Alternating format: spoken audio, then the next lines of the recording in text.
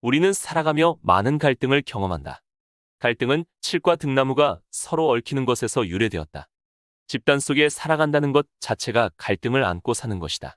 가정도 사회도 마찬가지다. 갈등은 어디에서 시작될까? 갈등은 심리적 문제이다. 우리의 인생은 갈등의 연속이다. 두 사람만 모여도 감정적 대립이 일어난다. 지금 뭔가 불편한 마음이 든다면 이미 갈등이 시작된 것이다. 심리적으로 문제가 생긴 것이다. 문제의 발단은 내 불편한 감정을 상대방에게 전가시키는 데서 시작된다. 우리는 왜 상대가 문제라고 생각할까? 내가 잘못했다 치더라도 내면에 힘이 없는 경우는 스스로 자신의 잘못을 인정하는 것이 힘들다. 자신의 부족함을 인정하는 순간 자기 존재감이 산산이 부서져 내릴 것 같은 두려움이 싹트기 때문이다.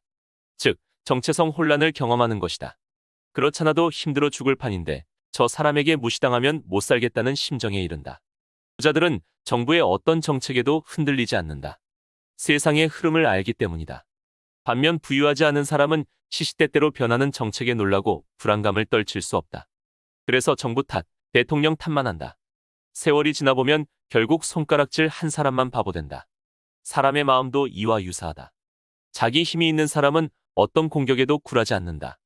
남의 허물을 크게 보면 문제의 초점이 흐려질 수 있다. 예를 들어 문구용 칼로 작업을 하다 손을 베었을 때 빨리 지혈시키면 금세 피가 멈춘다. 그런데 피가 나는 것을 자세히 보겠다고 작정하고 대형 돋보기로 들여다보면 어떨까? 마치 온몸에 피가 콸콸 쏟아져 죽을 수 있다는 공포감에 사로잡힐 수 있다. 남의 허물이 크게 보인다면 지나치게 과장된 상태일 수 있다. 결국 타인의 허물은 바라보는 사람의 심리적 부담감의 크기에 따른 것이다. 남의 허물을 보고 있다면 그것은 내 허물을 보고 있는 것이다. 내 문제가 크면 남의 허물이 더욱 커 보이게 마련이다. 문제 해결 지점에서 멀어진 상태이다. 그러면 어떻게 해야 지혜롭게 문제를 해결할까? 문제를 축소하는 것이다. 문제를 축소시키기 위해서는 문제의 근본을 보는 것이다. 문제의 뿌리를 보는 것이다. 문제는 단순한데 복잡한 마음이 문제를 더 크게 부풀린다. 문제는 풀라고 있는 것이다. 기왕 생기는 문제, 푸는 재미를 도입하자. 마음의 여유가 생기면 문제의 해답이 보일 것이다. 물론 처음부터 해결되지는 않는다. 수십 번, 수백 번의 고뇌의 시간이 필요하다. 문제의 실체가 내 눈앞에 드러나는 경험을 해야 한다. 지금 온 세계가 코로나 바이러스로 난리다.